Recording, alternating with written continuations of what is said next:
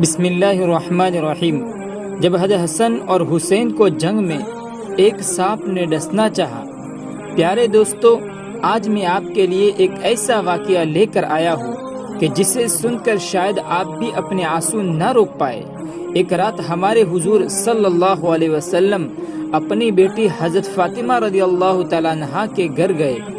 حضرت فاطمہ رضی اللہ تعالیٰ عنہ اور حضرت علی رضی اللہ تعالیٰ عنہ دونوں سو چکے تھے، جبکہ حضرت حسن بھوک کی وجہ سے رو رہے تھے۔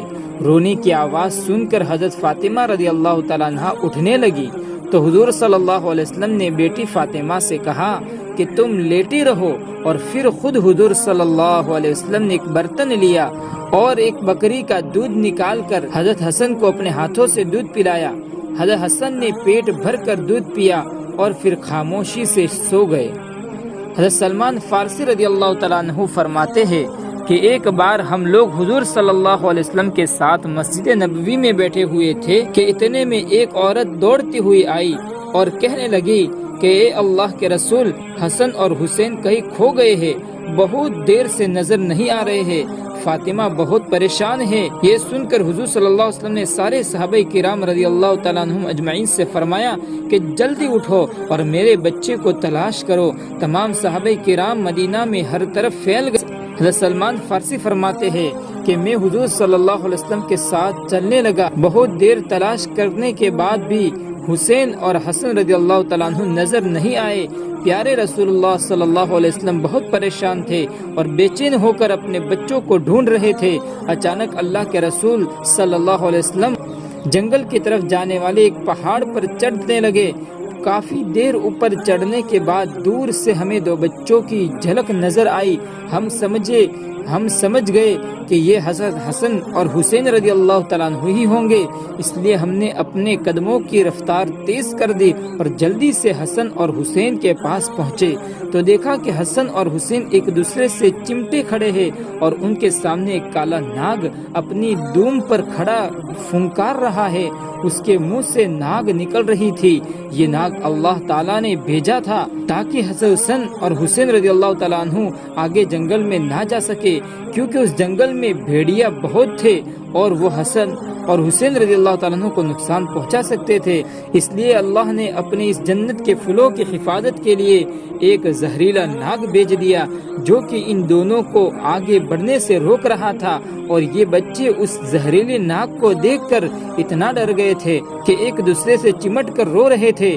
جب اس ناگ نے حضور صلی اللہ علیہ وسلم کو دیکھا تو مڑ کر جنگل کی طرف چلا گیا۔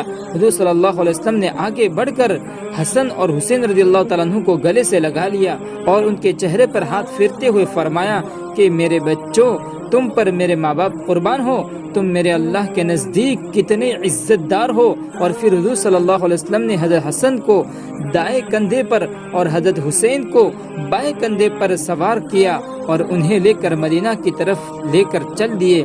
حضرت سلمان فارسی رضی اللہ تعالیٰ عنہ فرماتے ہیں کہ جب میں نے یہ منظر دیکھا تو حضرت حسن اور حسین رضی اللہ تعالیٰ عنہ سے کہنے لگا کہ یہ بچوں، آج تمہاری سواری تو بہت اچھی ہے۔ تو حضور صلی اللہ علیہ وسلم نے فرمایا کہ سواری کے ساتھ سوار بھی بہت اچھے ہیں۔ ایک روز حضور صلی اللہ علیہ وسلم نے مسجد نبوی میں تشریف لائے تو اچانک حسن اور حسین رضی اللہ تعالیٰ عنہ کے رونے کی آواز کانوں میں پڑی تو بے چین ہو اٹھے اور جلدی سے اپنی بیٹی فاطمہ رضی اللہ تعالیٰ عنہ کے گھر پہنچے اور جا کر دروازہ کھٹکھٹایا۔ حضرت فاطمہ رضی اللہ تعالیٰ عنہ نے اندر سے پوچھا کہ کون ہے؟ تو حضور صلی اللہ علیہ وسلم نے فرمایا میں تمہارا والد ہوں۔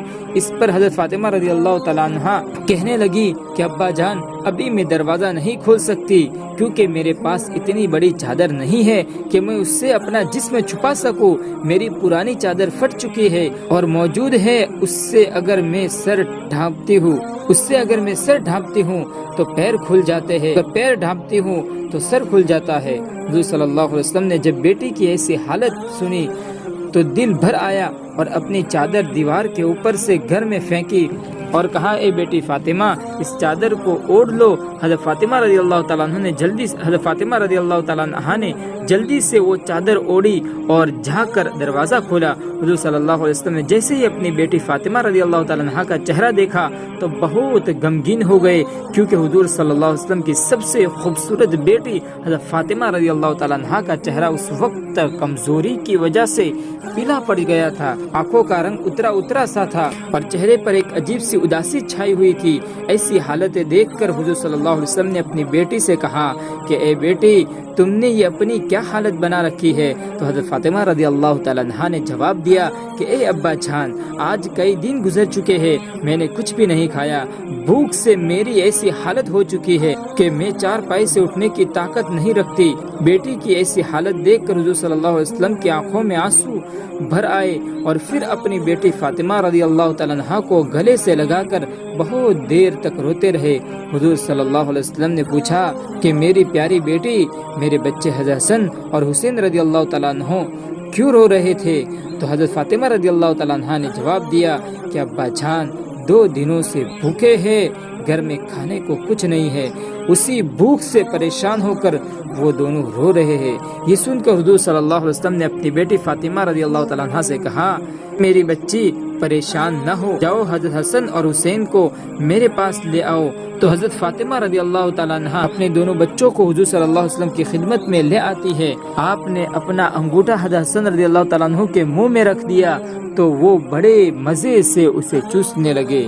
یہ اللہ کی طرف سے حضور صلی اللہ علیہ وسلم کے لیے ایک ایسا معجزہ تھا جس کے بارے میں مورخین نے لکھا ہے کہ اس وقت حضور صلی اللہ علیہ وسلم کے انگوٹھے سے دودھ نکل رہا تھا کہ جس سے پی کر حضرت حسن کا پیٹ بھر گیا اور وہ خاموش ہو گئے۔ پھر حضور صلی اللہ علیہ وسلم آگے بڑھ کر حضرت حسین رضی اللہ تعالیٰ عنہ کے منہ میں اپنا انگوٹھا رکھا اور وہ بھی بہت دیر تک اسے چوستے رہے۔